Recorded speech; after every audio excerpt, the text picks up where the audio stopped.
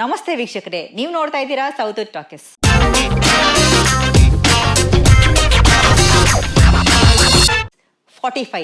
ಈ ಸಿನಿಮಾದ ಪ್ಲಾಟ್ ತುಂಬಾನೇ ಸಿಂಪಲ್ ಅನ್ಸುತ್ತೆ.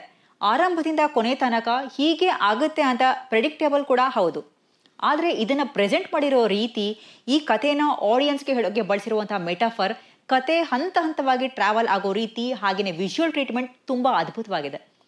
ಅಚಾನಕ್ ಆಗಿ ರಾಜ್ ಶೆಟ್ರು ಮಾಡೋ ಒಂದು ತಪ್ಪು ಅವರ ಜೀವನವನ್ನ ಕಂಪ್ಲೀಟ್ ಆಗಿ ಡೆಸ್ಟ್ರಾಯ್ ಮಾಡುತ್ತೆ.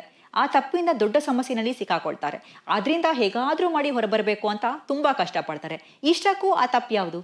ಅದನ್ನ ಮಾಡಿದ್ಮೇಲೆ ಅವರು ಏನೆಲ್ಲ ಅನುಭವಿಸ್ತಾರೆ, ಕೊನೆಗೆ ಆ ತಪ್ಪಿಗೆ ಶಿಕ್ಷೆ ಆಗುತ್ತಾ ಇಲ್ವಾ? ಇದೆಲ್ಲ ನೀವು ಥಿಯೇಟರ್ಗೆ ಹೋಗಿ ಸಿನಿಮಾ ನೋಡಿ ತಿಳ್ಕೋಬೇಕು. ಇಲ್ಲಿ ವಾವ್ ಅನ್ಸೋ ಫ್ಯಾಕ್ಟರ್ ಏನಂದ್ರೆ, ಸಿನಿಮಾ ಕಥೆಗೆ ಗರುಡ ಪುರಾಣ ಬ್ಲೆಂಡ್ ಮಾಡಿರೋ ರೀತಿ.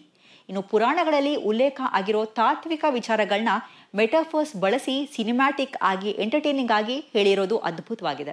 ಇನ್ನು BGM, ಸಿನಿಮ್ಯಾಟೋಗ್ರಫಿ, ಪಾತ್ರಗಳನ್ನ ಎಕ್ಸಿಕ್ಯೂಟ್ ಮಾಡಿರೋ ಶೈಲಿ ಸಿನಿಮಾಗೆ ಪ್ಲಸ್ ಪಾಯಿಂಟ್. VFX ವರ್ಕ್ ಕೂಡ ಅದ್ಭುತವಾಗಿ ಬಂದಿದೆ. ಇಲ್ಲಿರೋ 3 ಜನ ಸ್ಟಾರ್ಗಳನ್ನ ನಿರ್ದೇಶಕರು ತುಂಬಾ ಚೆನ್ನಾಗಿ ಪ್ರೆಸೆಂಟ್ ಮಾಡಿದ್ದಾರೆ. ಅವ್ರ ಎಲ್ಲರ ಕಲ್ಟ್ ಎಲಿಮೆಂಟ್ಗಳನ್ನ ಮತ್ತೆ ರೀಕ್ರಿಯೇಟ್ ಮಾಡಿರೋ ಬ್ಲಾಗ್ಸ್ ಸಿನಿಮಾದಲ್ಲಿ ತುಂಬಾ ಮಜಾ ಕೊಡುತ್ತೆ.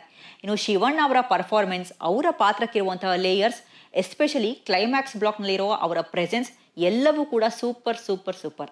ಉಪೇಂದ್ರ ಅವರ ಪಾತ್ರದ ಎಸೆನ್ಸ್, ಹಾಗೇನೆ ಅವರು ಅದನ್ನ ಕ್ಯಾರಿ ಮಾಡಿರೋ ರೀತಿ ಕೂಡ ಅದ್ಭುತವಾಗಿದೆ. ರಾಜ್ ಶೆಟ್ರು ಪಾತ್ರದ ಆಲೋಚನೆ ಹಾಗೆಯೇ ಚಿಂತನೆ ಎಲ್ಲವೂ ಸಿನಿಮಾವನ್ನ ಅಪ್ಲಿಫ್ಟ್ ಮಾಡುತ್ತೆ. ಕಥೆಯಲ್ಲಿ ಒಂದು ಫ್ಯಾಂಟಸಿ ಇದೆ, ಡಿವೈನಿಟಿ ಇದೆ, ಫಿಲಾಸಫಿ ಇದೆ, ಆಕ್ಷನ್ ಇದೆ.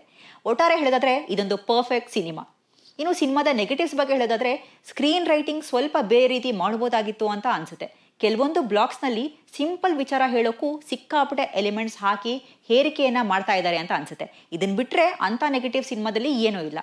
ಮುಖ್ಯವಾಗಿ ಅರ್ಜುನ್ ಜನ್ಯ ಅವರ ಫಸ್ಟ್ ಫಿಲ್ಮ್ ಅಂತ ಅನ್ಸೋದೇ ಇಲ್ಲ. ಅಷ್ಟು ದೊಡ್ಡ ಬಜೆಟ್ನ ಸಿನಿಮಾನ ಅಷ್ಟೇ ಪರ್ಫೆಕ್ಟ್ ಆಗಿ ಎಕ್ಸಿಕ್ಯೂಟ್ ಮಾಡಿದ್ದಾರೆ. ಮನೆ ಮಂದಿ ಎಲ್ಲ ಥಿಯೇಟರ್ಗೆ ಹೋಗಿ ನೋಡ್ಬೋದಾದಂತಹ ಸಿನಿಮಾ ಇದು.